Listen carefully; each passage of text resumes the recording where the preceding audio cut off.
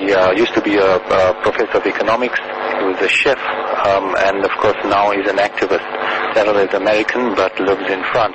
Daryl, welcome to Radio Holland South. It's great to be here, Dr. Suleiman. It's I've got so much to share with the listening public. But first, I'd like to hope everyone in the Islamic community has a wonderful Ramadan period, and all my best wishes go out to all of them.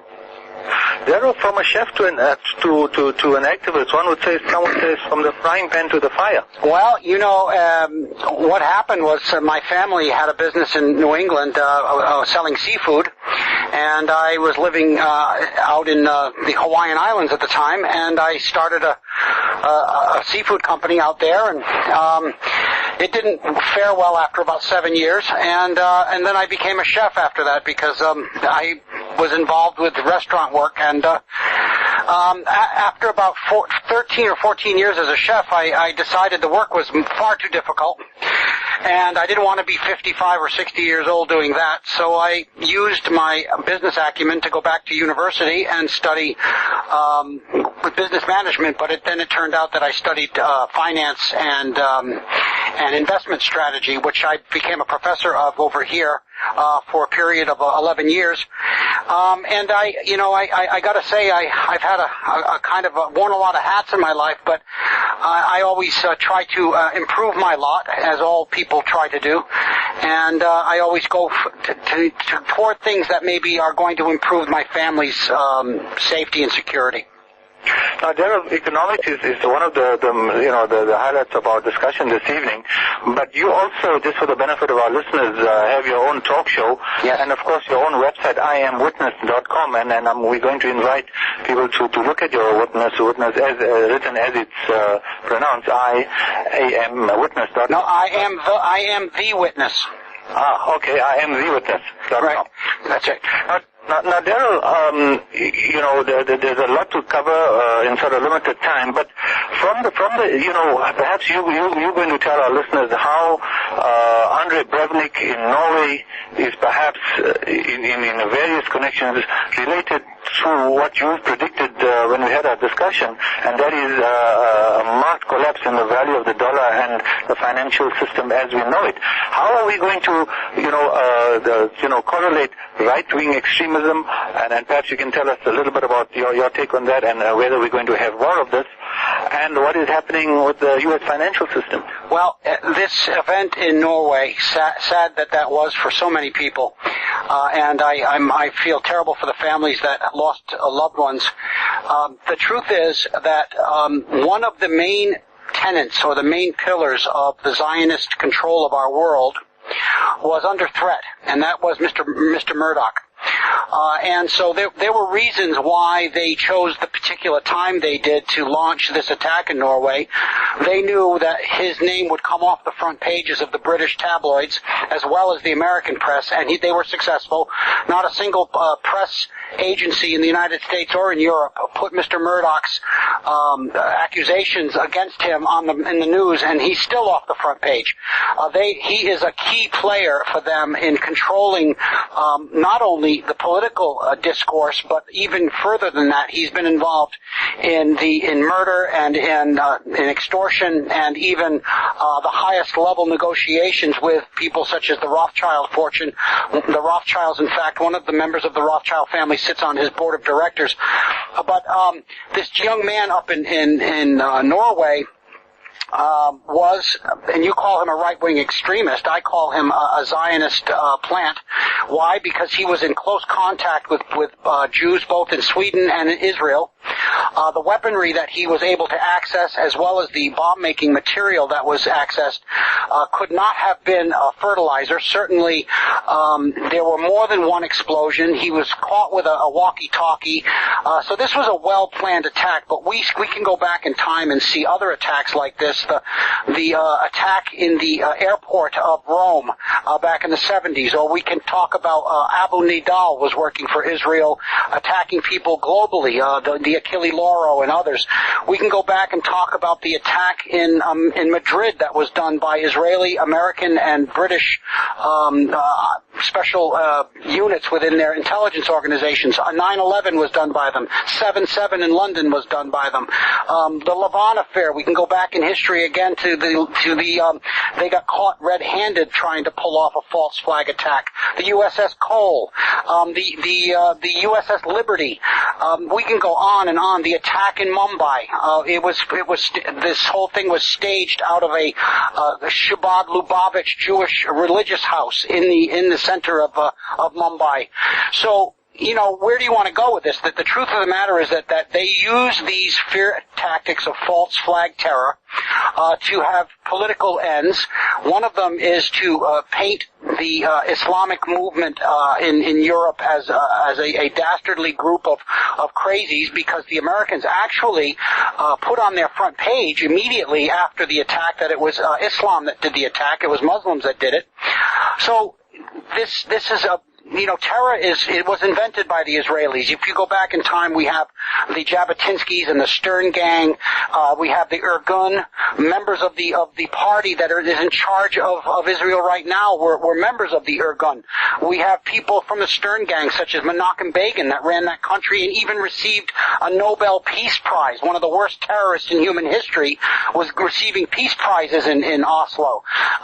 We have the Bilderberg organization run through the banking system, which the Prime Minister of Norway is a member. We have members of their highest level military involved in NATO and Bilderberg. So, when you start peeling back the facade, you find out that there is a conspiracy. It's not a theory. The dots are not difficult to connect. History is easy to uncover if you've got the determination, but things are not what they seem, Dr. Suleiman. They certainly are not. Now, Daryl, because of our time, and as you've mentioned, it is Ramadan, and other than fasting, people have also had a long day in prayers. I want to cover, I know you've, and I think we're quite grateful, said to us you're happy to go on as long as it takes. Yes. Just before a lot of people start going to bed, it is, as it is there in France, 9:50 p.m. here. Yes. South Africa being we've had a lot of interest and calls about this.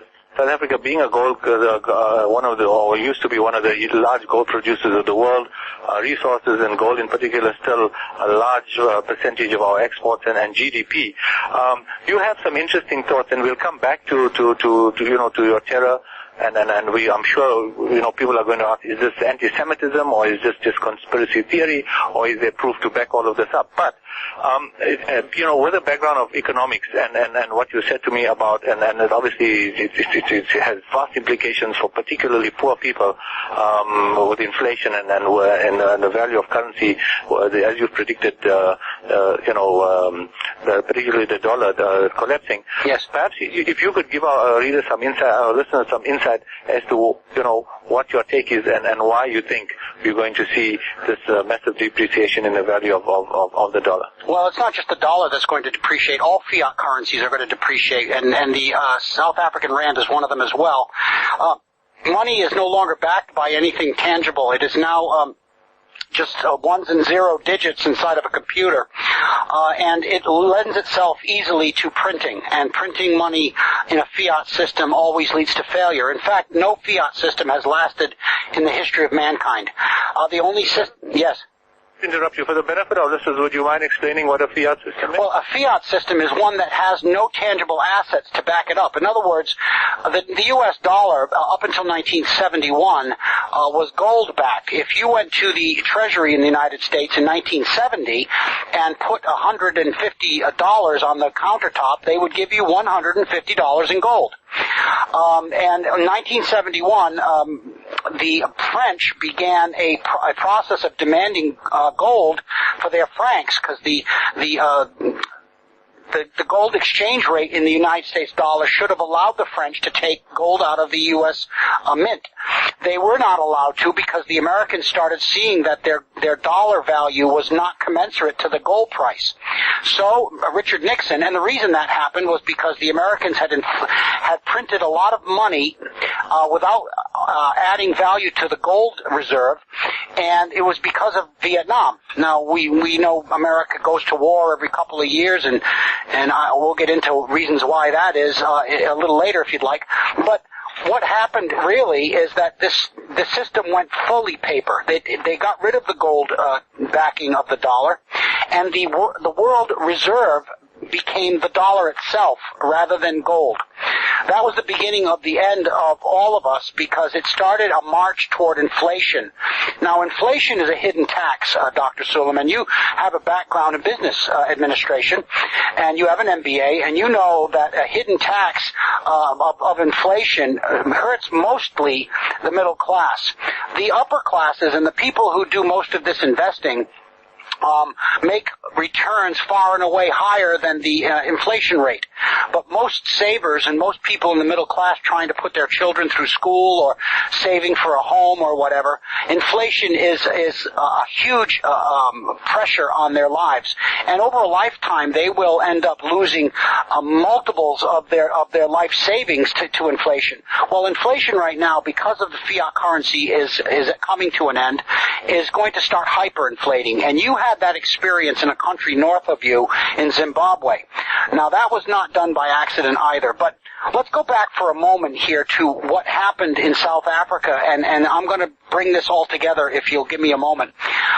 South Africa was invaded back at the turn of the last century, at the beginning of the turn of the last century, by the British, at the urgings of the Rothschild fortune and people like Cecil Rhodes. It was called the Boer War. You probably have heard great things, great numbers of historical facts about this war.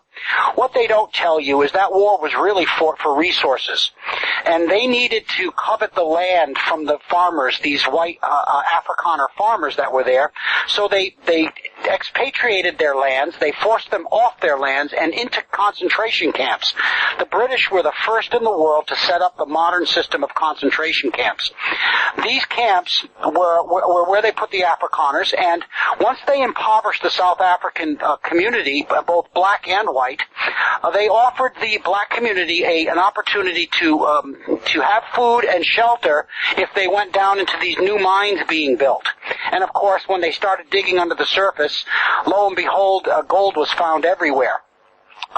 So they actually used a war through Britain, through London banks, ordered by Rothschild to go down and murder farmers off their land, confiscate the land, nationalize through control of the political process, the mining structure, and then expatriate all of the value of that those mining operations out of the country into the hands of Goldman Sachs, or at the time it was Con Loeb, and into of course Rothschild fortune through BNP Paribas and many other banks in Europe and in the United States. So this same thing has taken place in Iraq. Now let's talk about Iraq for a moment. Everybody said that the Americans said they were going there to bring freedom and democracy to Iraqis. What they actually did was they forced the Iraqis that had any money to migrate. Immediately the upper level Iraqis got out of the country. The middle class started migrating if they could. The rest were started to be killed off through use of depleted uranium, through bomb blasts, explosions, no sewer system, no clean water. What they have basically done is taken a first world country, which Iraq was before the war, and turned it into a filthy pit of third world disease. And they have basically destroyed the future of that nation and its children. Most of the babies are born with deformities and sicknesses and lifelong illnesses. And that country now is virtually depopulated, leaving behind its mineral wealth as well as its oil reserves. The same thing is starting to take place now in Libya. They've got two sides of a battle going on. They've got 6.5 million people in the middle. The richest of the Libyans have already left. The rest of them are getting bombed from the air. They covet the water resources and the oil reserves of that country. So We see that this is a plan that they have used successfully, repeatedly, globally. It's not the only places they've done it. They've done it in Central America. They've done it in South America and countries across Africa. I can tell you again, they've just taken and split up Sudan using the Janjaweed, which they financed, to murder the indigenous people off their property and then set up a southern Sudan country. These kinds of activities have been written about by people who are in the know. There was a guy that wrote about how the Confessions of an Economic Hitman he wrote a book called The Confessions of an Economic Hitman about how these elites go into countries and destroy the economy and then run the people off the land and then covet their assets. But that was John Perkins, yes. Yes, now, that's right. Now, if we go back for a moment and talk about what's been happening recently and why the dollar and gold are important in this conversation and how assets are the real thing to be holding right now, not money.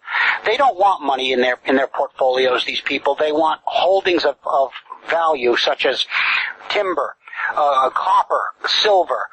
They want bauxite and uranium and things roadway systems. They want electrical grids. These are the things that are being purchased both in Greece right now and Portugal right now. They've bankrupted those countries and now they're buying their assets wholesale. But what they did since 1970 is overinflate the value of the dollar. They use those dollars to go out into the world and begin to purchase, with overinflated dollars, assets of real value. It's taken them 30 years, but right now they are pretty much the only game in town. If you take a look at any industry or any business or any sector of business, you will find there are only 6 or 8 leaders. There used to be hundreds. Back at the turn of the last century, there were 300 or 400 car companies. Now there are a handful. There were there were hundreds of people drilling for oil. Now there are only a few companies. There were hundreds of companies making food. Now there's Nestle's and General Mills and Kellogg's and, you've got your Dannon. They're all controlled by these same people. They have been able, over time, to take over everything. There is virtually nothing they don't own anymore. And we are basically looking forward to a world where if you want to brush your teeth, you'll use one of their products. If you want to drive on a highway, you'll be driving on one of their highways. You'll be driving one of their cars. You'll fill your car up with their oil. You'll plug in your car to their electric grid. You will build your house with the wood coming from their forests. You will have a gold jewelry on your body that came from their mines. And you will not have anybody except these people profiting from all of these things. And this is where we stand right now. And it is dire, our condition right now. And most people listening to this are probably seeing the logic in my argument, but they're not seeing the fact that I can prove everything I just said to you. All of the documentation is available at IamTheWitness.com. People have been writing about this. Doctorate degree people have been studying it. So these things are not my opinion. I have sussed out these things, and it is all true. And it's a painful reality for many people, but they also own the most powerful of all their assets, and that is the worldwide media. And it is in the hands of a handful of Jews in this world. And sadly, South Africa is not immune from that. They are also in charge of the U.S. Congress through AIPAC. They're in charge of France. 1% of the population in France is Jewish. All the candidates for presidency right now are Jewish. Mr. Sarkozy is Jewish. Madame Aubry is Jewish. And so is Francois Hollande. So the 3 choices for president of France are all Jews, and they're only 1% of the population of the country. So when I start saying things like this, people scratch their head and say, holy smokes, how come I didn't know? Dr. Suleiman, how come I didn't know this? Well, of course you don't know it because you trusted the mainstream media to tell you these things, which they never have. But people have been following this for hundreds of years. They've written books, they've done studies, there are intelligence services that have written about it, and once you start looking under the surface, you are shocked by what you find. And it is a painful moment in many people's lives to come to this reality. Daryl, let me come back to, because, I'm South Africa, and I'm sure it's very similar in Europe, if not worse, is the moment you start talking about Jewish bankers the first thing you're accused of is anti-Semitism, and then of course everything that goes with that label. And so, I mean, you've just said you can prove a lot of this, but how do you respond to an accusation like being anti-Semitic? Okay. Because this is an important thing, Dr. Suleiman, because first of all, 90% of the Jews in this world and 90% of the Jews living in Israel are from an area called Khazaria, which is in the Russian steppes. It's north of Georgia, north of Armenia. They were converts to Judaism in the year 760. They were never from the Middle East, and they haven't got a single speck of Semitic DNA in their bodies.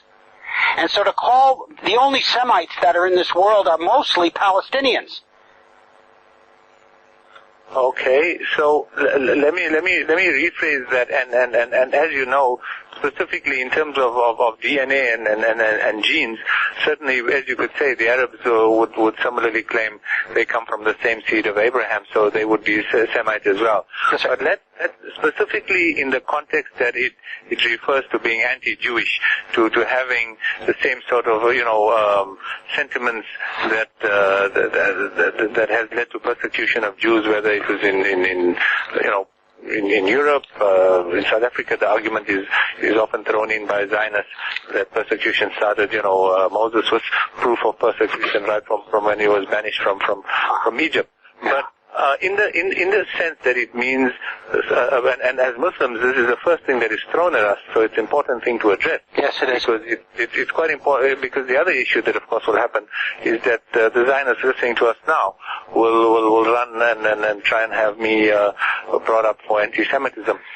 But the point is something to address, and that is, how do we differentiate between what is a few people trying to manipulate the world for whatever economic greed or whatever, and an entire nation of Jewish people? Well, here's the thing. First of all, most Jews don't even know this history. Most of the Jews that are out there are not party to this, to these crimes.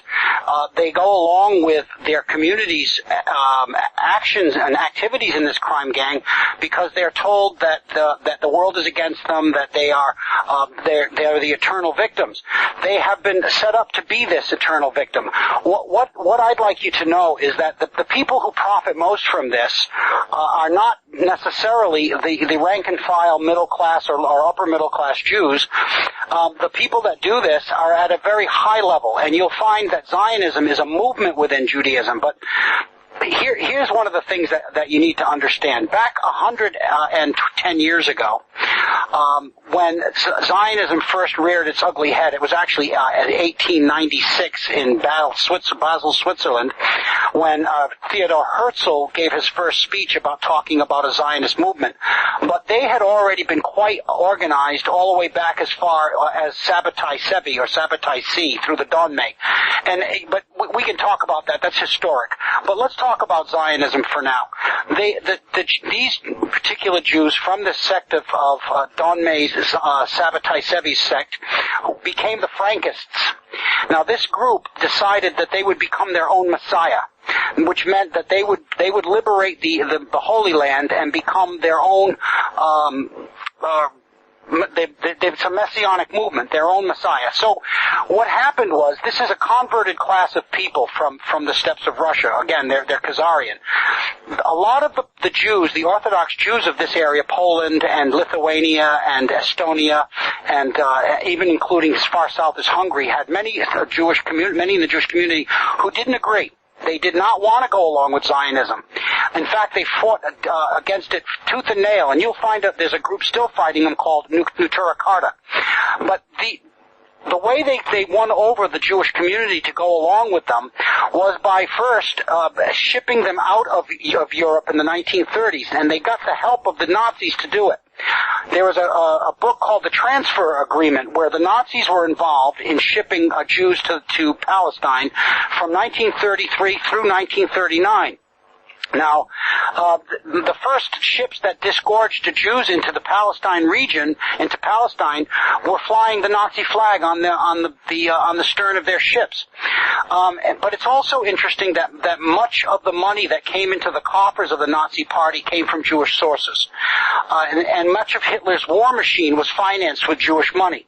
In fact, the Rothschild family was one of the biggest investors in IB Farben, which was by far the largest arms manufacturer in Germany. So what we find out is that as Mr. Rothschild has done in the past, he backs both sides of the war. He did the same thing in the French Revolution, and he did the same thing in the war against Britain, where he had Wellington backed as well as Napoleon. So these things have not been, this is also part of history. He is also was behind the South's rise against the North in the United States Civil War. In fact, a Rothschild banker was involved as the head of the Bank of the South. Jefferson Davis's finance minister came from Rothschild. So did the gold that helped start and buy armaments for the South to rebel against the North. But he also lent money to Lincoln to get the money so that he could start a war against the South. This has been going on for hundreds of years. There have been many books written about it by many great scholars, very well and learned people. But these books either get bought up, they either get pushed away, people don't read them, or they are said that they're against Jewish people. I'm not against Jewish people, I'm against Jewish criminals. And since the top layer of this crime network happens to be from that community, I have to turn my attention to them. Now, if you're not involved in any crimes or any ill will toward others, and you're Jewish, then I welcome you to stand with me in goodwill and fight these people beside me.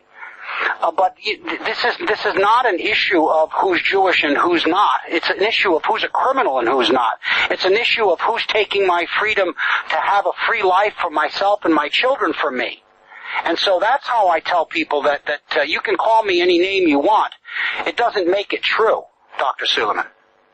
Wonderful. Daryl, we're going to take a short ad break to just pay some bills and give you a chance to get a sip of some water so you can get your breath back. And we'll be back in a few minutes. Okay. Now. Bismillah ar-Rahman ar-Rahim. If you've just joined us, you're listening to Radio Al-Ansar on 103 FM. I'm Faisal Suleiman from the South African Muslim Network. It's now 10 minutes past 10. We're speaking with Daryl Bradford Smith. Daryl is an activist, has his own radio show is an American based in France, previously a professor of economics, a chef, and now an activist particularly concentrating on Zionism and its effects. Daryl, I hope we've given you a chance to catch your breath there. Yes, certainly. I feel strongly about these things because, as many of the listeners out there do, have children. I have children, and I'm soon to be a grandfather. And the truth is, I don't want to be sitting here doing nothing in the face of these facts and passing on this to the next generation the fight that needs to be done now. We have a responsibility when we know there's evil or there are crimes being committed against us. We have a responsibility to ourselves, our families, and our children to stand up against tyranny and to stand up against criminality, because that is the honorable and that is the right thing to do. And there are many people in the world now who are finally coming to these conclusions as well. When I started this, Dr. Suleiman, some 8 years ago, there was 1,700 hits on the internet for the word Zionism, 1,700. Today, I think there are 35 million. And I brought a lot of these books that had been written hundreds of years ago, 50 years ago, 20 years ago. I brought those books in PDF form onto my website, and people read them. And many of them were written by royals in the British aristocracy. Some of them were written by famous professors. Some of them were written by people like Voltaire. Some of them were written by people like Benjamin Franklin. We've got long dissertations about this subject written by Thomas Jefferson. These are not my machinations. These are the truths that many others of quite powerful stature have concluded. And people in the Jewish community itself have concluded these same things. One of them is a man named Benjamin Friedman, who was at the signing of the Versailles Treaty in World War I, and he found out the conspiracy was against the United States and in favor of setting up a world government, and he came out and told everybody back in 1960. So this stuff has been around a long time. A lot of people know it. Many people in the Islamic community are aware of it, more and more every day. And this is a race against time here, because as you are well aware, if these people are successful at putting in this electronic infrastructure that is going on worldwide, we will never ever see freedom again if we don't move now. One of the things that's happening in the United States is there's this face recognition equipment, there's screening at railroad stations, there's prying into your emails, there's opening of your mail, the freedoms have been wiped out of the United States. The country that claims itself to be the freest of the world is the least free that I'm aware of right now in the world. And it's all at the hands of these same criminals, and you'll find them in the banking structure, you'll find them in the media, you'll find them in the drug companies through Merck and Sanofi Syntalabo, and you'll find them in Pfizer and others. You'll find them in the manufacture of vaccines that's causing epidemics of autism across the United States. And you'll find them involved in the nuclear industry. They have a monopoly on nuclear fuel and nuclear building of power plants.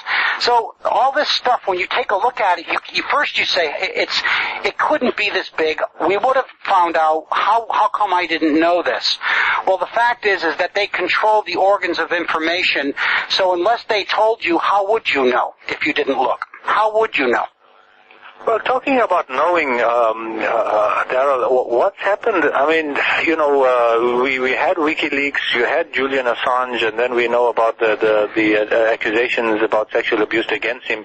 And then, WikiLeaks was managed to be stifled and closed down simply because no bank would allow them to get donations. Now WikiLeaks came out with tens of thousands of documents, and none of them pointed an ill finger toward Israel.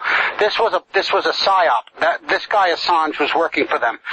And if he wasn't working directly for them, he was a dupe for them. And I had absolutely zero trust in the things that was coming out of his stuff.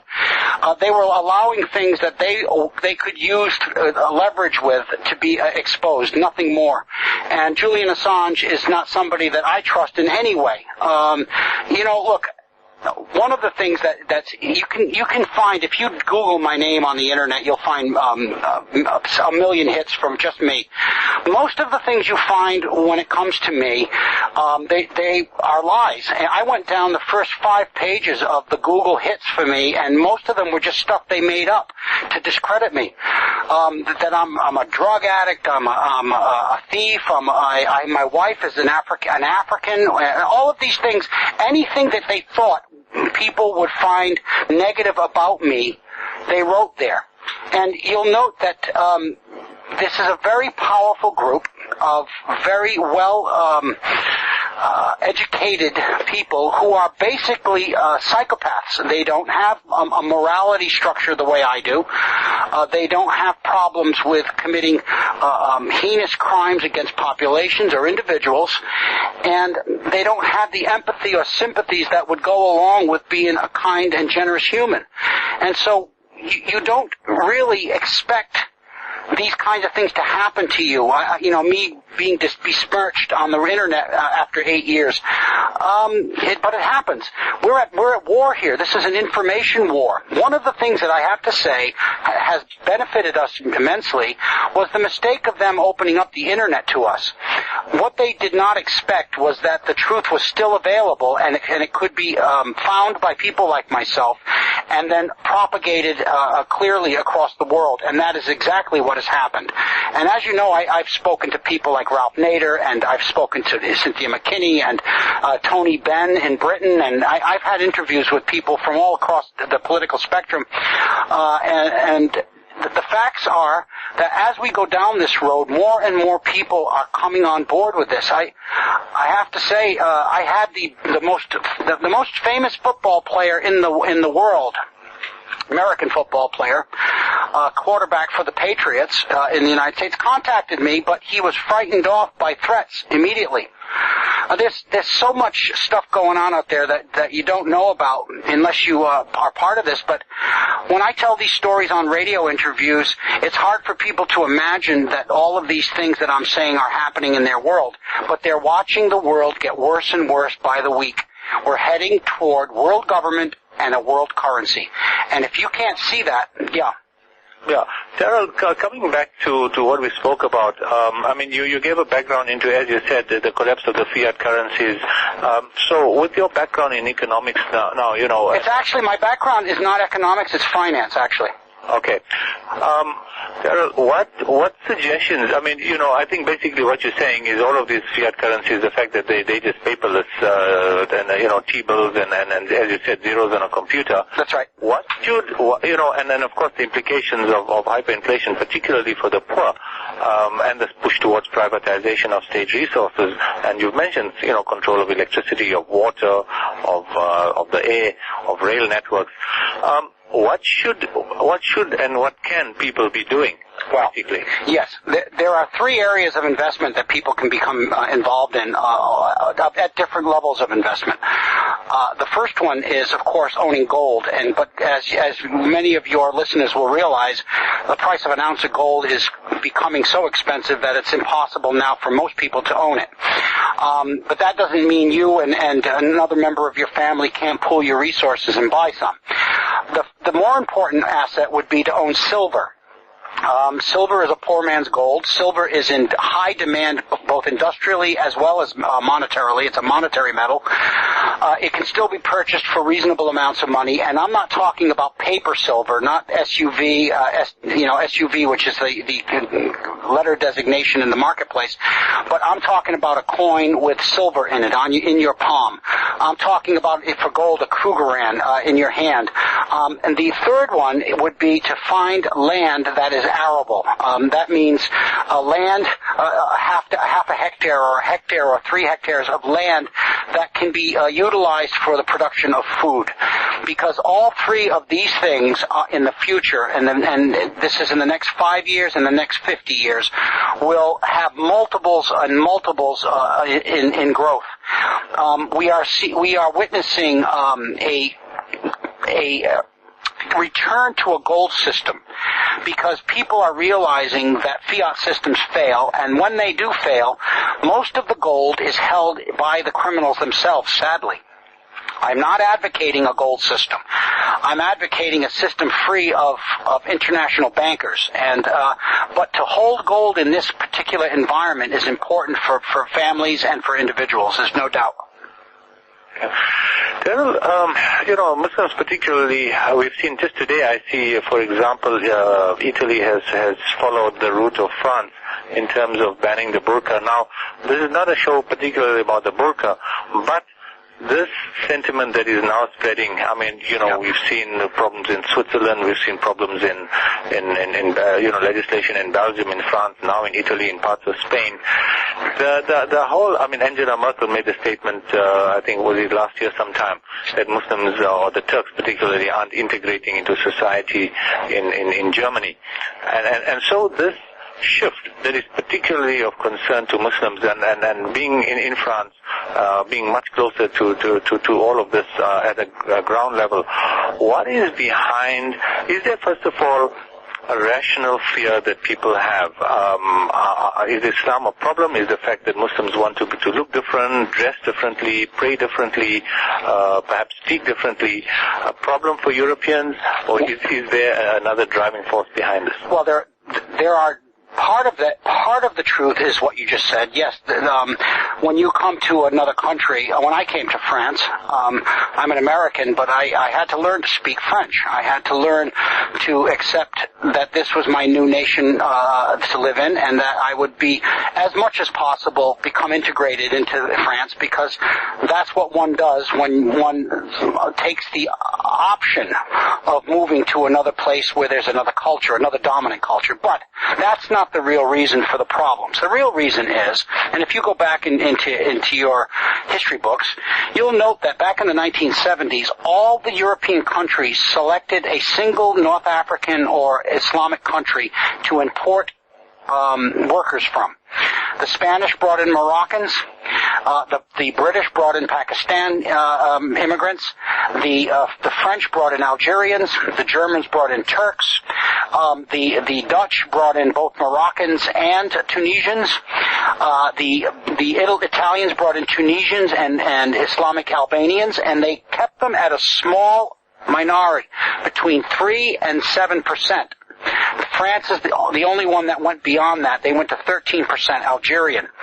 Why did they do that? When they brought them in, they worked as manual labor. Their first generation of children born in France to these families were not given opportunities to excel in school. If they did excel in school, they weren't given opportunities in the job market. They were not allowed to leave the enclaves that were set up for them in these countries. And then when they failed in society because of the restrictions placed upon them by the government and by the society, they were in turn blamed for the restrictions, blamed for their failure to integrate. I'll give you an example. Here in France, the Algerian community lives in the suburbs of the major cities.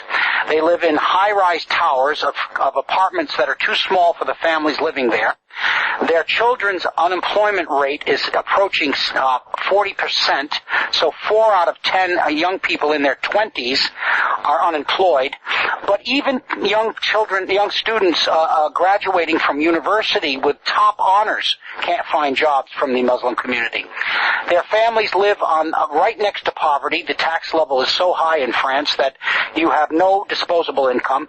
So what you've got is a displaced and a group of angry young men, and they are saying to the society, you have excluded us. When they commit the violence in their communities or in the cities that they live near, they are then blamed for their own plight, which was foisted upon them by the society itself. And I claim, now I don't have a written proof of this, but I claim intentionally.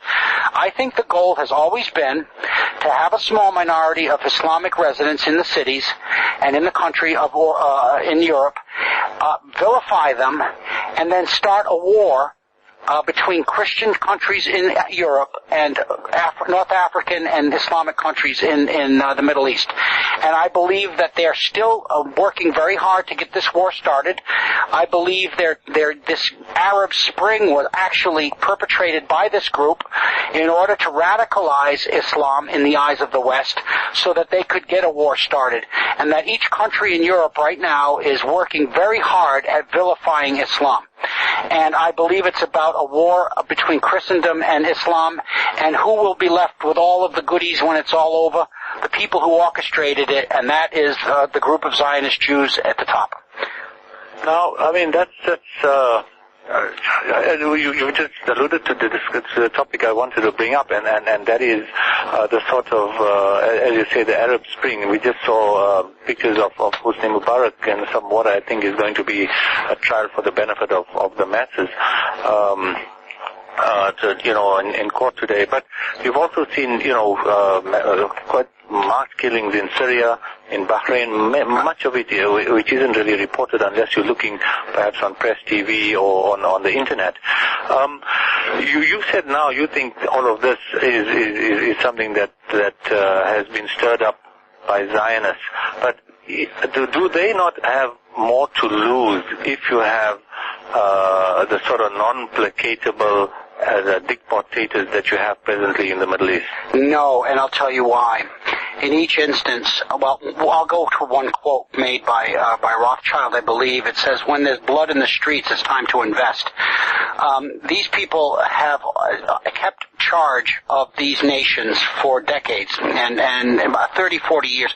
The Mubarak's fortune that they confiscated from the Egyptian people, that they stole from the Egyptian people, it amounted in tens of billions.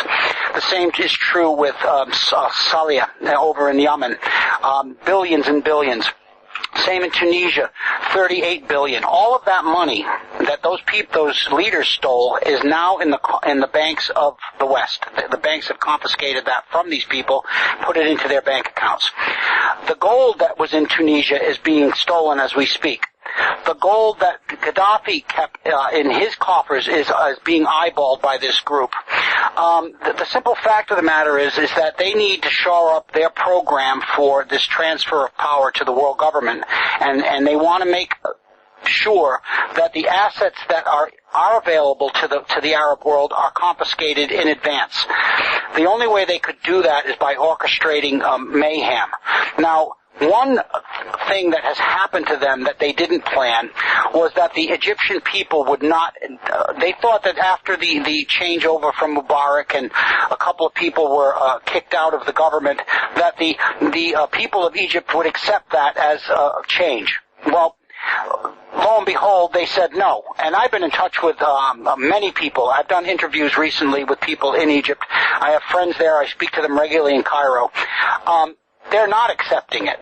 They are not allowing this to be the end of their revolution. They want a clean sweep. They want these people out. They want the ruling junta and military people out. The only way they're going to get those things is by standing their ground. Now, the elites didn't expect it.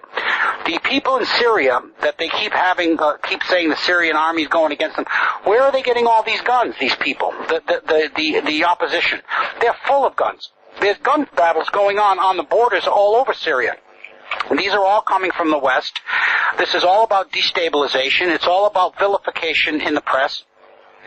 And this was all set up. They set this stuff up. The Israelis don't worry that much about what happens around them. You might think that creating all kinds of problems and mayhem scares them. Well, these people are willing to use tactical nuclear weapons. They're willing to use chemical devices against these people. Anybody who comes against Israel is going to get the full force of the Israeli-backed American/Israeli-backed government. So the Israelis have nothing to worry about. They'll nuke you. They really will. So the point I'm trying to make is that, everybody says, oh, this might be dangerous for Israel, or this might be. It's not. Basically what's happening is they're stirring up mayhem in the Arab nations, and they're trying to use that period right now to gin up hatred in Europe, and it's working, and hatred and enmity in America, and it's working, and a war, and that's what they're starting.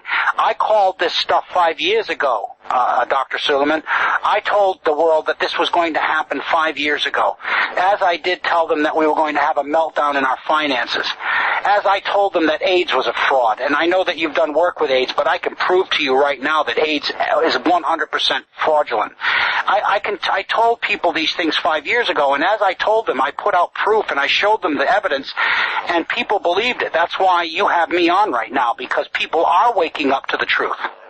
I must tell you, when it comes to AIDS, for a country that has the highest rates of AIDS in the world, and for someone who treats it every day and has seen the improvement with ARVs, and of course, our ex-president Mbeki certainly belonged to a group that had or we call them a dissident group. But before if there's time, we can go and talk a bit about AIDS. But I don't want to get distracted from our central discussion. Good. Certainly. No, then what I would recommend then is that your next guest that you have when you do a show is Dr. Nancy Turner Banks, as I told you. She is a Harvard graduate. She's written a book on the subject. She talks about the fact that the AIDS virus has never been isolated. She talks about the fact that AIDS has been inflicted on countries with very poor nutritional problems, and as well as health problems such as hepatitis in the environment and other things, poor water supplies, poor nutrition. And what ends up happening is that you see explosions of illness. Many of them are being described as AIDS, but they're nothing more than starvation in some instances, or illnesses such as hepatitis. And she can prove most of what she says, and you can't yourself, because no one has ever isolated the AIDS virus. It was Dr. Gallo never did it, and Montagnier never did it, and as long as they keep saying that they did, it's still a lie, because no one has ever isolated that. They've got antibodies against all kinds of things being described as AIDS precursors, but all of those things can be proven as well as coming from other sources. So we do have something to talk about with that if you'd like, but I'll leave that to an expert from the medical profession. Sure. Daryl, I'm just curious, before we continue, what's your take on the whole bin Laden fiasco in Pakistan and this sudden burial is deceased. Well, the question is, Dr. Silverman, what is your take on it? This guy, you being a doctor, knowing that this guy was on kidney dialysis back in through the 90s, he had kidney failure, and he was having to go bi-monthly minimum, but most of the time weekly, to be cleansed, or he would die of toxicity from not having his kidneys, his blood cleaned from his failure. Well, in 2001, he was actually talked to CIA people in a hospital in the Middle East. The guy had died of his illness, and you can see his videos that were leading up to that back in 2001 into 2002.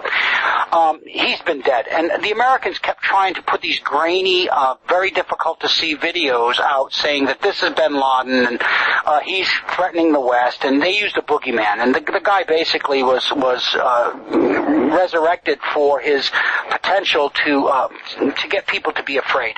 Absolutely a lie, and the fact that Pakistan knows that's a lie and says nothing is a frightening thought. If their leadership is that bottled up, then we're all much more problems than we all think. But I get the same kinds of worries about Russia, and they keep saying that they're on our side, but we have a guy named Putin coming out saying that 9/11 definitely was done by Islam, and that the Americans could never have pulled this off with the Israelis if they didn't want it. That's in the press today. So when people say things like this, I come back and say, look, I told you that Putin was not with us. I told you that Pakistan's leadership is not with us.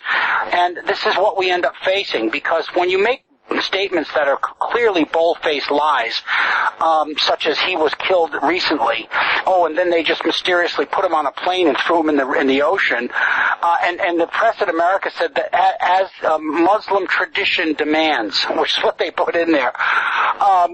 Ridiculous, Dr. Suleiman, and I mean, on the face of it, it was ridiculous, and I'm sure that you looking at it with a jaundiced eye, you came to the same conclusions. Oh, I'm sure most people in the Muslim world certainly did not. Here it was reported as not wanting his grave to be turned into a shrine, yet to be thrown into the sea. But Daryl, we again going to pay some bills again. But just a thought for you. That this 2nd of August was the deadline for the Republicans and the Democrats, and that's what we told, to come to some sort of agreement on U.S. debt, or else we were facing financial Armageddon. So while you catch your breath again and have another sip of water, or in being in France, maybe something a bit stronger. Bismillahirrahmanirrahim. Assalamu alaikum wa rahmatullahi wa barakatuh. If you've just joined us, I'm Faisal Suleiman, and you're listening to Radio Al-Ansar. This evening, we are speaking with Daryl Bradford Smith, who is American but based in France. Daryl has his own talk show and is an activist. You must visit his website, www.imthewitness.com, imthewitness.com, and you can keep into contact with Daryl and also listen to audios of many of the interviews he's conducted. Daryl, are we back? Yes, I'm here. Yep. Hi, Daryl, do we have you? Yes, we do. Can you hear me? Yes, we can. Thank you. Just to read out the number in the studio again, if you want to speak, you have some questions or comments for Daryl, 031-208-4564, 031-208-4564. Now, Daryl, this agreement that's been thrashed out, but again, it needs printing of another $1.5 trillion. Mm-hmm. Yeah. Well, look, it's political theater. The fact of the matter is America has already defaulted on its debt. There's no way it can pay back the money. They're making about 50% of a year is coming into their coffers of what they need just to break even. So in other words, they're short by half on just what they need to continue their operations for a year, every year. So they're printing money and exporting inflation to the world because they're the reserve currency.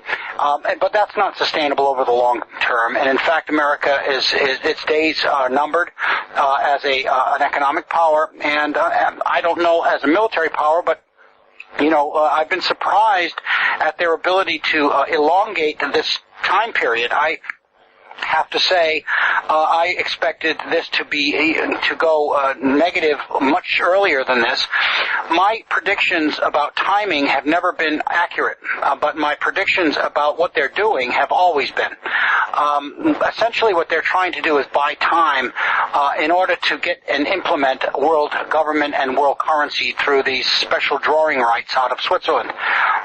Much of the infrastructure for that is already in place. You'll note that one of the countries that was not involved in the world central banking system was, of course, Iraq.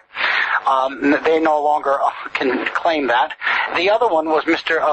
Gaddafi's Libya. They also can no longer claim that. And so basically they have a central bank that they're involved in that is a member of these SDFs, these special drawing rights globally, and they're all part of it. So including China with the renminbi, including the ruble, including the rand, including the dollar and the peso and so forth, and the euro, and over we go. All of these things are a lead up to world government. Now, world government is going to mean that you are paid through a central clearinghouse through your national government. Now, that national government will lose a lot of its importance in the world, because when you control the purse strings, you basically control a government. And I'll expound. I'll do a segue right here quickly. Many people have wondered why the Catholic Church has been so quiet in the face of Zionism. Back in 1827, they turned over the finances of their entire operation, the Catholics did, to the Rothschild fortune. So you'll understand now that the Catholics have been silent because the people who control their purse strings have been the Rothschild banking system. So when you control someone's money, you control their voice. You control the things they do or are willing to do. And now we are in central banking across the world. What does that mean for the rest of us? It means that the dollar, again, is going to be around as long as they need it and as long as it's useful to them. The day that it's no longer useful and they don't need it any longer, it will collapse, and America will sink into anarchy for a period, and there will be large masses of people that don't survive because the American public is extremely ill from vaccine taking and from all kinds of bad habits. Yeah. Okay, I wanted to speak about China, but we have some callers, so perhaps we can just go through them and then we can come back to China. Sure, let's do that. We have Mohammed on line 1. Assalamu alaikum. Wa alaikum assalam. How are you, Dr. Salama? Alhamdulillah, how are you, Mohammed? Alhamdulillah. The question I have for Daryl is, how do we fight these people? Okay, that's a simple question, but a very important one, and a most important one. And can I tell you, the first thing you need to do is first do your own research. Don't trust me. Make sure that you verify the statements I make, and then become convinced yourself that these things are true. And then become an opinion shaper in your own environment. Become someone who now, armed with these facts that you've sussed out on your own, you've taken your cue from me, but now you have a responsibility, once you've been informed, to verify whether I've lied or I haven't, because don't trust anybody, including me. And once you've come to the conclusion that Daryl has told you the truth throughout, you begin to tell others, because if we are able to grow a mass movement at the grassroots and get this thing underway, and we're doing all of that. There are millions and millions of people now who know these facts. I have one thing on my website called the Benjamin Friedman audio file. It's been downloaded 4 million times, so people do know the facts. That's the way to go forward. Information. And then if they're going to become violent with you, you have a responsibility to protect your family. That's all I can say about that. I mean, I am a non-violent human being in all instances, except when my life is in danger or that of the people I love. So there you go. Okay. Thank you, Mohammed. We have Fahima on line 2. Assalamu alaikum. Walaikum salam. I just want to say to Daryl that thank you for opening the eyes of the listeners and many people out there, because this conspiracy theory, whatever you call it, has been underground and not many people know of it, and that just enlightens. Wonderful. Is that all, Fahima? Do you have a question? I have no. Oh yes, I do have questions. Sorry. I'd like to know, do you have anything that I could probably get this for research thing? Okay. If you stay listening, we'll get some names of some books, and I'm sure Daryl has information on his website. Yes. Well, right away, www.iamthewitness.com. If you can go to a library, if you don't have the internet, go to a library. There are PDF files of over 60 books. I would recommend The Nameless War by Archibald Maul Ramsey, who was a Sandhurst graduate, and he was also at Eton School, which is where the kings and queens of Britain all attended. He's royal. He told the truth. He was actually destroyed by these facts because the Jewish community in Britain is the most powerful in the world. Look, there are many. Nestor Webster talks about these things, and Elizabeth Dillings talks about them, and so does a man named William Pelly talks about them, and a man named White talks about all of this, and Pakita de Shishnarev, who wrote Rivers Flowing Eastward, talks about it. Mr. Solzhenitsyn. Is this list available on your website? Yes, all of these books are. Alexander Solzhenitsyn talks about it in the Gulag Archipelago. So there are so many places to find out this information from very powerful writers and very well-respected sources. Okay, wonderful. Thank you, Fahima. All right, we have Asghar is busy answering the phones, but we have someone else on line 3. Hello, assalamu alaikum. Ahmed online. Hello, Ahmed. First of all, Dr. Suleiman, I'd like to congratulate Daniel. I'm losing him. Dr. Suleiman. Hello, Daryl? Yes, I was cut off. Okay, hold on. Daryl, back on. Hello, Daryl? Yes, you'll have to repeat that question because I was cut off during that. Sure. Ahmed, are you back? Hello. Okay, Ahmed, if you can call back, I'll take your call immediately. Who do we have then? I think we had some gremlins in the system. Hello, assalamu alaikum. Mariam? Hello, assalamu alaikum. Wa alaikum salam. Faisal, an excellent program. I fully agree with your guest 100%. Whatever he is saying is in a book that's called The International Jew, written by Henry Ford. You know the owner of Ford Cars? Yes, yes. Now he was. You're right. It was written. The Ford Foundation now is controlled by these same criminals. Henry Ford was aware of this stuff, but he doesn't know about what's happening today. This is one of the things but he was right about the conspiracy. Absolutely. Yes, definitely. His right-hand man was a Jew, and he wasn't aware of it, and who was in a very sinister way, was trying to take away his company. And in that book, he spent a lot of his money doing research into Jews, and he's come up with the Zionists have come up with protocols like how you have the Ten Commandments. They've got protocols, and exactly what you're saying, the way they go about disuniting people. Yes. Okay. Never leaving people in peace, always changing the fashions, coming out with one after the other. The man is flogging from day to night, and is never satisfied. It's all in that book. Okay, are you referring to the Protocols of Zion? Yes, written by Henry Ford, the International. Well, the Protocols of the Learned Elders of Zion was a documentation that really has its roots in the Talmud, and it was written from a second document that was made available about 40 years earlier in Paris, France. The reason, let's talk for a moment about those protocols. They give a very descriptive process that these people should follow to gain global domination. Now, since it was written 150 years ago, one would imagine that its accuracy would be in question over time, but quite the opposite is true. In fact, it has been proven to be exactly the process we've been going through. It was challenged in a courtroom in Switzerland as a forgery, not a fraud. A judge brought before a judge a copy of this document, and he deemed it a forgery. Now, a forgery is a replication of an original. he said it was not a fraud, but a forgery. And so he did not side, this judge did not side with the people who were trying to silence this document's dispersion in the world. And in fact, if you read these protocols, you will find out that we've been going through this process unabated for 150 years. Yes, definitely. And just to answer that lady's question who asked, how can we...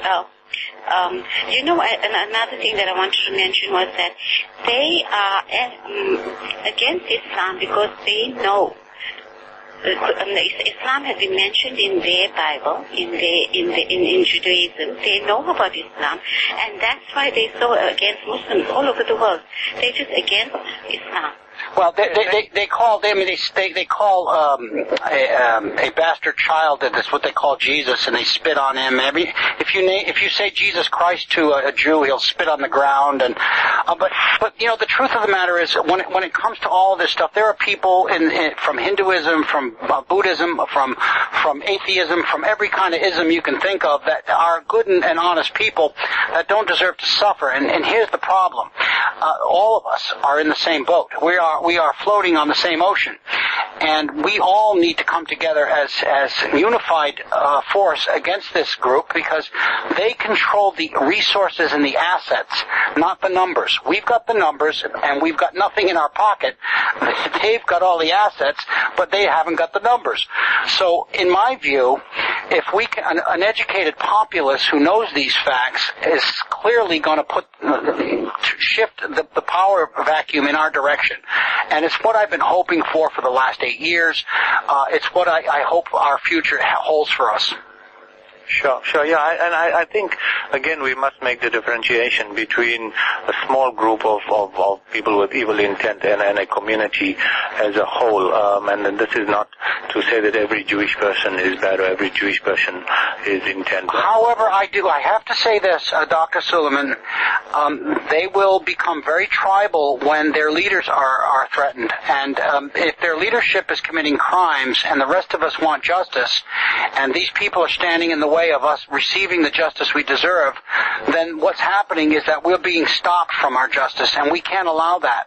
So there's a problem with the cohesion within this community, because they have their own policing system, that if anybody steps out of line within the Jewish community, they are savaged. And I think we had the experience. I'm not sure how much you know of it. Just to give that number again in the studio, and Ahmad, if you're still listening, we didn't get your question, 031208456. So you're welcome to call back. We had the instance here with the Zionist, self-declared Zionist here, the Judge Goldstone, who did the report on the last invasion on Gaza. Yes. And he was literally blackmailed, stopped from attending. I'm sure they did more than that. I'm sure they threatened to kill his family. He recanted his criticism of the report, after that. But while we wait for more calls, Daryl, this growing power, China, you alluded to the renminbi as part of this sort of fiat currency, but here you have ostensibly an atheist or agnostic government, the new world force certainly buying up tracts of land and resources and mines all over Africa, particularly. What's your take on where China is and its future going forward in terms of Zionism and the greater theories you've spoken about? Well, interesting you bring that up, because there's a book was written back in the 1950s. It's called The Jews of China, and what it talks about is that Mao Zedong's entire entourage was Jewish. The people that were organizing him into that revolution to defeat Chiang Kai-shek were in fact from the Jewish community. The monies that have poured into China to build the factories that are football pitch size are from the same community. So this economic miracle that everybody thinks is China is basically been financed and directed by the same banking elite. And if the international trade agreements that these people depend on for their livelihood are severed, which they are right now in this downturn, China is in as desperate straits as anyone else. They make baubles and trinkets that people really don't need, And as soon as this economic downturn really starts taking hold, which it is right now, those factories that are football pitch size are going to be idle, and that means tens of millions of Chinese are not going to have an income. And you know there is no social safety net, so there'll be anarchy in China. But the country that the Rothschilds have earmarked, according to the head of the Rothschild clan, for riches and for power, is India. And you will note that he made a speech in 1994 saying that India was his selected nation.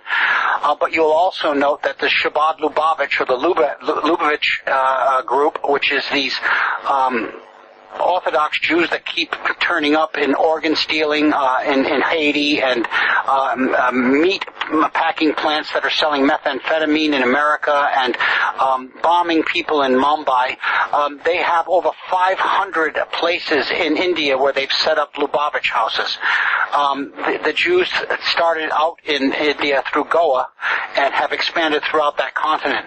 They did it through their connections through the British Crown, which is in itself bought and paid for through the Spencer clan. And you don't know that Miss Middleton, the recent marriage to to Prince William, this woman's from a Jewish family.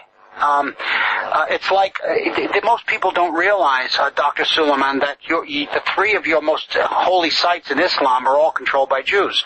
That the entire royal family of Saudi Arabia is from Jewish roots, and that explains why they've always been involved in sabotaging any connections that people from Islam might have to those sites. And we have, of course, Jerusalem being controlled by Israelis.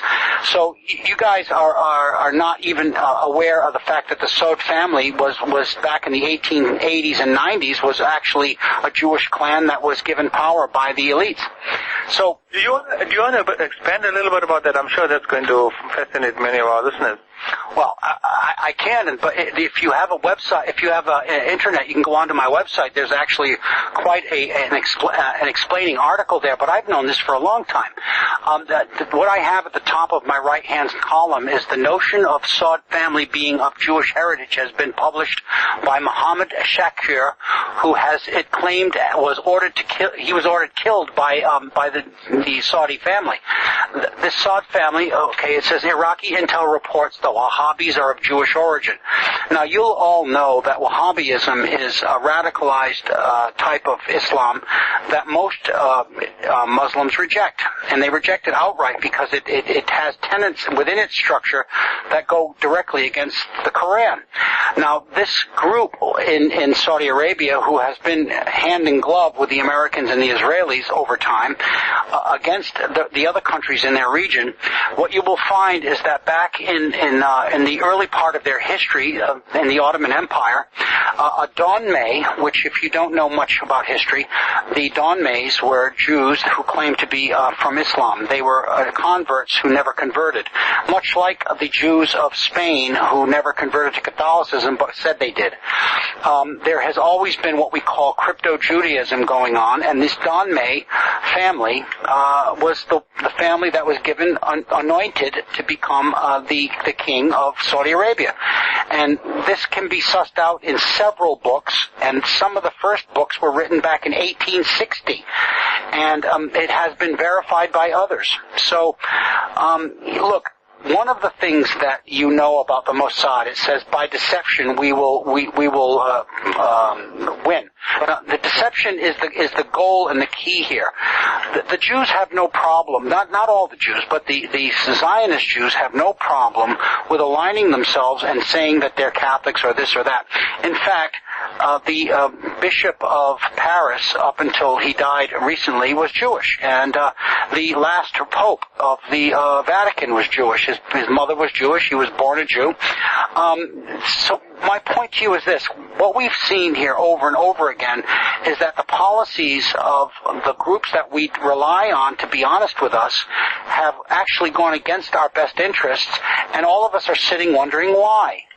when you find out that most of these organizations and groups have at their leadership the origin of a Jew. Now, this goes with Mr. Sarkozy as well. His grandfather was a rabbi in Salonika, Greece, who was involved in the overthrow of the Caliphate of Turkey. And that Ottoman Empire overthrow was orchestrated by Donme Jews. And his grandfather was instrumental in the overthrow. And so his mother was also Jewish, but he claims to be a Christian. But his son married Jewish, a girl who owns one of the biggest corporations in France, and they had a Jewish wedding ceremony and the whole bit. But see, most people don't pay attention to any of this stuff. And what they do is they make any inquiry into the fact that this is the way it's happening as an anti-Semitic inquiry. So they shut off all debate. They stop anybody from doing it. Well, what's happened over the last 8 years is that we've gotten sick and tired of these people trying that tactic, and I don't care if you call me names. Calling me names doesn't hurt me. If you want to hurt me, prove I'm a liar. And I'm not. No one's been able to prove that I've ever lied. So the point I'm trying to make here is these facts are quite evident. And the Americans have been involved in the support of this criminal group in Saudi Arabia. And it's all available on the website if you'd like to see it. Sure. Daryl, as we round up, if there's anyone who still wants to call in, 031-208-4564, 031-208-4564. I just had one or two text messages, Harold. Well, let me ask you a question, Dr. Suleiman. Sure. Have the things I've disclosed today surprised you in any way? The Jewish roots, I had read the book called The House of Sword, very, very long, probably about 30 years ago, that speaks about the Wahhabi roots and how the British manipulated the Saudis into forming this so-called monarchy that was really, he was just a gangster, really, the grandfather of the present king, or the great-grandfather. But not much of, the age debate is something that maybe we need to look at, because it's something that we see and work with every day. But in terms of the manipulation of the banking system, in terms of where your predictions for the dollar go, it's nothing that should now be in the realms of conspiracy theory, because we literally can see it happening every day. Can I say this to you? I predicted that would happen 5 years ago, and I told everybody how it would happen in detail. So when people have been long-time listeners to the things that I've said, when I'm that accurate and that knowledgeable about things, and I know money that well and investment that well, but that's not the only things that I predicted, and they all come true in line, all of a sudden you start saying either this guy is a prophet or he knows what he's talking about. The fact is, I'm not a prophet. I'm somebody who knows what he's talking about. I've done the research. This stuff is not a mystery to somebody who spends the time to learn it.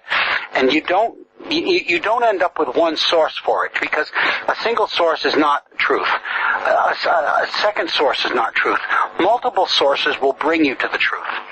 And once you've been able to get a whole group of different informations and let them wash over you, you become knowledgeable about so many of these things that it becomes self-evident for you. And it's hard for me, having what I would consider a knowledge base that goes beyond most people's, to explain it to people who are just debutantes in this battle against these criminals, that all of this stuff is evident to me.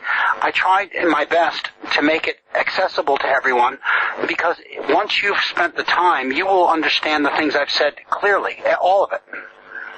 Daryl, I've had a text message, somebody wanting to know where are the missing millions in Iraq, and also I suppose it goes back to all the money that was confiscated from the Iranians. Where is all of that money? Well, I think you've basically answered it in the sense that it's sitting in the coffers of basically Rothschild-controlled banks. That's right. But perhaps if you can just answer that question.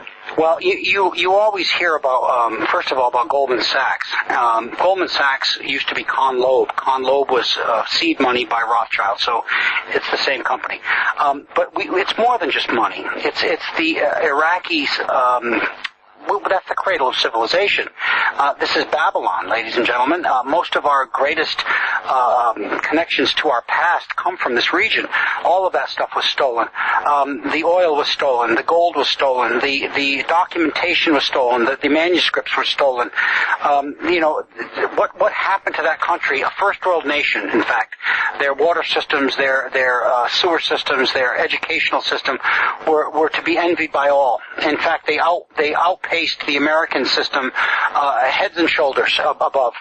And all of it, and all of their people, anybody who was able to get above high school with an interest in university and have the ability to learn well, was financed 100% to become all they could be. This is, now granted, Saddam Hussein actually was put in power through Nasser when he was a Ba'athist, and he was supported by the CIA, and all of these people have always been supported by the CIA, and they went up against him. Now, I don't know if he's sitting on some island somewhere relaxing, the guy they pulled out of that hole there and said that they put him to death. We don't know any if that's true. I don't know. But anyway, all I can tell you is that the country that he represented and the things that he represented are all destroyed. And far from inflicting democracy on them, which, by the way, the Kyklos cycles, according to Aristotle and many other great thinkers, democracy always leads to tyranny. The only substitute against tyranny is a republic. So when people are selling you democracy everywhere, it's a lie, and democracies never keep freedom alive. What they do is they end up turning over the control of a country to the mob, and it's mob rule, and then you end up with tyranny. So if you want to protect your country, you have a republic, and you protect that Republican document, which Americans didn't do. They had a constitution that was Republican, and nobody stood up when it was being decimated, and that's why America's in the mess it's in. But democracy is not a way to freedom. It's a way to control. And in this world right now, we have systems of two parties. I'm sure it's the same in South Africa. It's the same in France. It's the same in Britain. It's the same in America. And all they do is finance both sides of these parties and end up with the control over the center. And it's always been that way, and it will continue to be that way until we wise up to what they do. We have Suhan on the line, Daryl. Hello. Hi. Faisal, yeah. Carry on, no problem. Okay. I just wanted to ask Daryl about the Iraqi invasion. Okay. What bugs me is that in our tabloid, we've got a heading stating that inquiry to blame Blair in Iraq war. Okay. Now they got the Chilcot inquiry that's going to hold this inquiry and say they're actually blaming him for assisting Bush in attacking Iraq, knowing that there wasn't any arms of mass destruction. Will he be tried fairly, or would he be blamed for anything that has transpired there? What do you think? Let me ask you this. What do you think? Of course he's not going to be tried. I mean, they're still using this guy as an envoy to the Middle East. No, the fact of the matter is that the people that they allow to commit their crimes for them, if they need a patsy or they need a scapegoat or they need somebody to go down for them, they will go down for them. But by and large, no. The guy's going to get away with it, of course. But it wasn't Blair that made those decisions. Those decisions were made far above him. Daryl, I have a text message, and I'll read it out so that you can get the gist of it. It says, please ask Daryl if he has read a book called A Culture of Conspiracy by Michael Clare, which unpacks the pathological nature amongst these theorists and their opposition to others. That is Alex Jones against David Icke against Jeff Rense, and each claims his theory is right. Alex Jones is working for them. His wife is from the Jewish community. He keeps people away from the origins of most of our problems. He says about 90% of the truth correctly, and 10% he doesn't. He's a very powerful spokesperson for what he calls the truth, but which is clearly working for them in the United States and in Britain.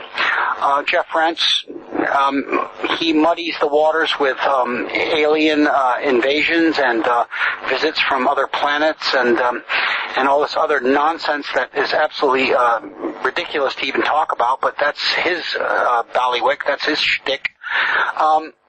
No, sorry, have you read the book then? I haven't read that book, but they're right. You know, look, those other people are not pure plays. They don't do pure play research. They're not working out of an interest in. Some of these people are making money from this. Others of them are just pawns in this game. Me personally, there's no money in this for me. I've never made any at it. I don't do this to become famous or wealthy. In fact, I would prefer to go till my garden in the back here and live kind of a quiet life. But I have a responsibility to be. Because I have a position now, and I didn't expect this, but I do have it anyway, to be honest with the people that I inform. And these others are not doing it for those reasons. Some of them are doing it being paid by government, and some others of them are doing it for money, and others of them are doing it for reasons I don't know. But yeah. Let's take the number in the studio 031-208-4564. We're taking our last few calls. We have Nazir on the line. Assalamu alaikum. Wa alaikum salam. Muhammad, I just wanted to ask Daryl that, if we had heard about the magazine called The Plain Truth. This magazine stopped circulation like about 30 years back. What's the name of it again? The Plain Truth. Plain Truth. And do you know where it was published, Nazir? Well, I think it was published in America, either in America or Britain, and it used to be freely circulated worldwide, At that time, we had the USSR, the Soviet Union in power. And, the Americans used to always be bickering about, the use powers of the Russians. And the Americans predicted the fall of the Russians. And, what's Daryl's, comment on the Plain Truth? I mean, it did say today that time, the Russians would come up and Russia would disintegrate, Okay. And, basically, look, I admire Daryl. I mean, I think he's a remarkable man. And why not we bring him to South Africa and, give some motivation here in South Africa and educate us in this? Okay, well, we brought him, not physically, but certainly in spirit here. But it's a thought, and then maybe we can correspond with Daryl and look at that. Daryl, have you heard? Are you aware of this magazine that Nazir speaks about called The Plain Truth? Yes, I have. It's come. I think it's a Jehovah's Witness thing. It's a Christian publication. Look,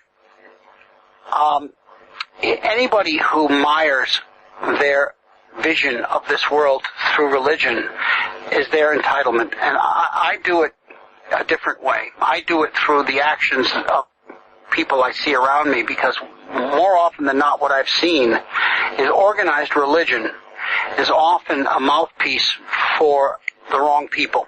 Now, that doesn't mean that I don't have faith or am not a spiritual person. I am both of those things.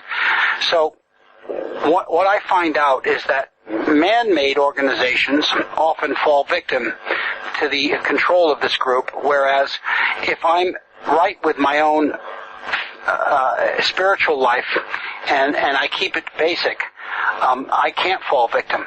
So I stay away from these religious groups. Now, this group, Plain Truth Ministries, is one of the groups that will profess certain things but not others.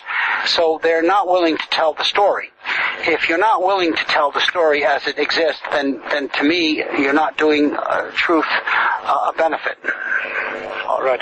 Daryl, we have the same person who asked about the David Icke and Jeff Renz has a text back, also for Nazir and for you, two things. He says, Plain Truth was a Christian cult. Let me just get this. It's a Christian cult magazine published by the Armstrong family. He has a question for you, Daryl, and says, your opposition to the other theorists, does it not confirm the fact? And he says theorists like Jones, David Icke, and others would also dismiss several theories by their own theories. Yeah, I suppose, everybody has a different take for different reasons. You've mentioned whether it's money, whether it's fame, whether it's perhaps religious fervor of whichever religion. And I suppose the question that is coming through in the text, Daryl, for you is each of the theorists oppose the other theories, and does that not prove the fact that many of them are in the realm of conspiracy? I think is what the that's a reasonable that's a reasonable question. I'm the only one out here who has multiple sourced books to back my theories up, and multiple sourced facts, documents. There are documents all over my site. There are 11 gigabytes of information on the site, but most of these people make these statements such as the Black Pope runs the world, or Islam is behind all of these machinations that we are all experiencing, blah, blah, blah.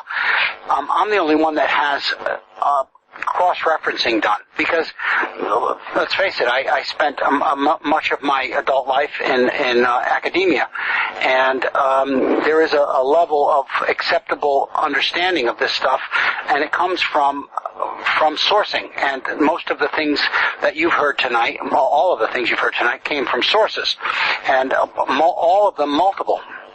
That cannot be said about Mr. Rentz. It cannot be said about Mr. Jones. It cannot be said about most of the people on the internet. And this is why, if you check this stuff out, and I urge all of you to do it on your own, do your own research. Make sure that you're not being drawn down a path of lies. I want that to be the case. I don't want people to follow me blindly or follow you blindly, Dr. Suleiman, or anybody. We are in a world of great deception, and our responsibility is to make sure that we are not becoming victims of that great deception. Daryl, I must tell you, I'm not sure that you're aware of it, but the first verse that was actually revealed to the Prophet Muhammad by God Almighty was not to pray or to fast or to cleanse ourselves or to prostrate, but the first verses revealed to the Prophet Muhammad were read in the name of your Lord who taught men what he knows not. And I think if God chose the reading part as the first things he would say to humanity, then obviously there's a message in there for all of us about education. That's right. And as you say, from that knowledge comes perhaps the power. Daryl, in wrapping up, I must tell you, I've had a few text messages here about inviting you to South Africa, so I think we must look at that in more depth. And I know certainly your friends at Channel Islam, our sister station, certainly will welcome such a thought as well. But a lot of the texts I'm receiving are asking about something you've covered in terms of, you've mentioned finance. Just to recap for those who missed it, you spoke about gold, about actual silver, and about arable land or agricultural land, and I think that is something that is something that people have to look at. But in terms of activism, you've also mentioned, and you've said it now, educate yourself and become a source of knowledge for others. But people are texting me here and asking, what else can we do? Now, I'm obviously going to direct them to your website. Okay. But in closing, Daryl, other than what we've mentioned, do you have any other suggestions? Yes, I do. Absolutely, I do. Have a 3-month food supply of rice, of pastas, of things that are easily storable. Things that rats and mice will not get to.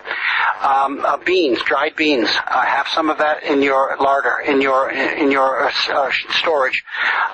Oils such as olive oil, because olive oil, if you're not growing it in South Africa, I'm sure you have your own oils, but olive oil is a healing oil, so if you have some of that, or maybe linseed oil or whatever other oils that are important to you, have those in larder.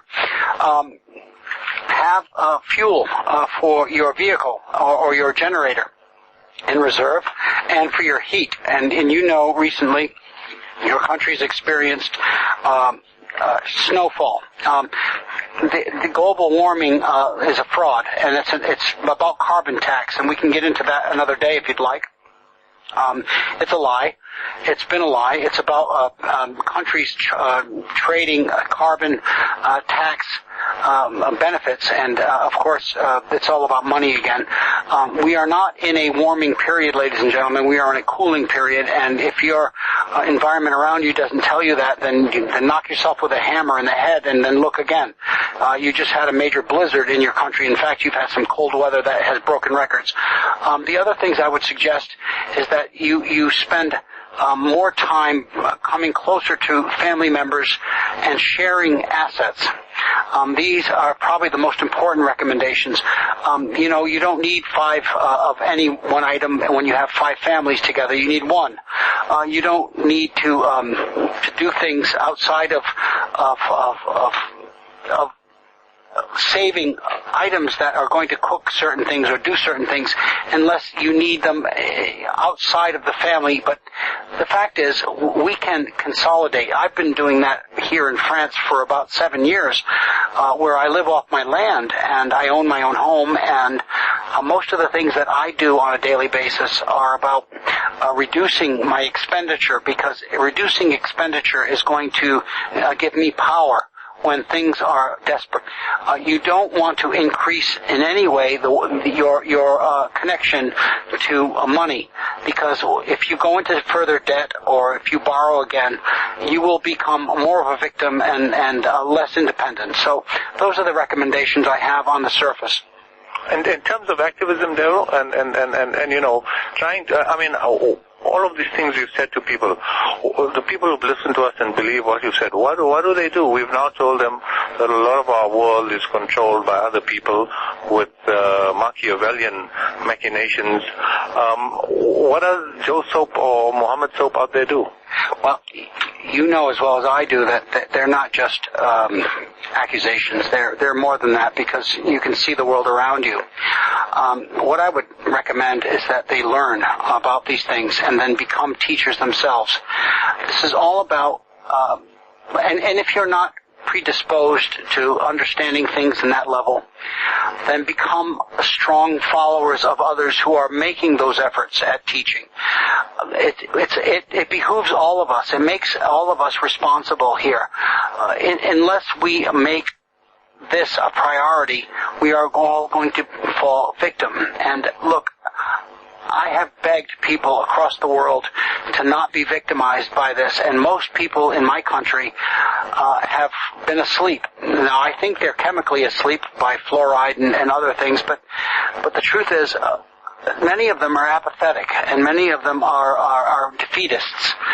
I hope that the Islamic community of South Africa and the world, South African CII, I was radio broadcast all across Africa, so I had people I was on that radio network for 6 months, so people knew me as a truth teller for all over the continent. Here's the thing, if we don't stop them now, the electronic age that we're moving into will stop us from ever stopping them. And if you don't think that that's a dire prediction, it's already upon us now. So you really don't have an option here if you want freedom in your life, if you want a choice for your family, if you want to have the ability to have Islamic education to your kids.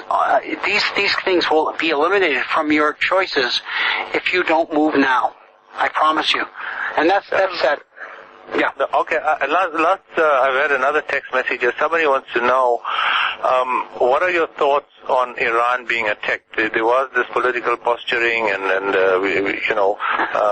just before Obama came into power, and just at the beginning of his power, and then what if they've asked? But I think we kind of know this.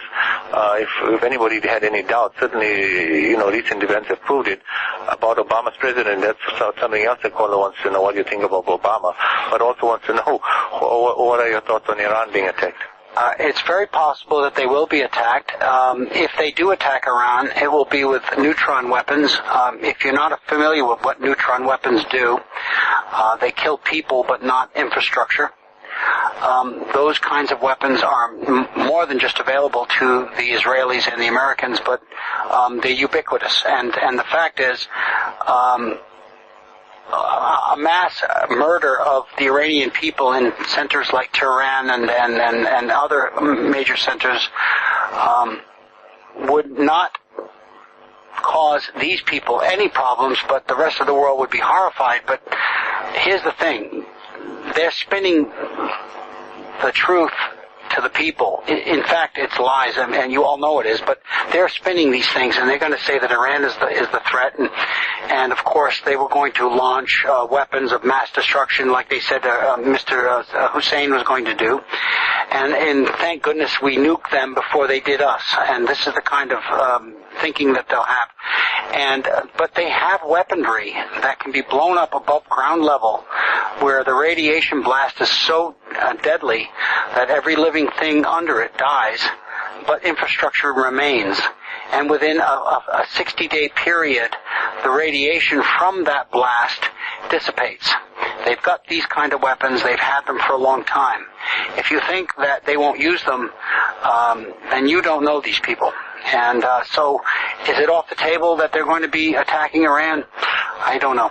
I think it's as real a possibility as any other thing. I hope that's not true. I hope that we have a consensus built faster than that, but I doubt it. So let's get going. Let's get working here. Let's get underway.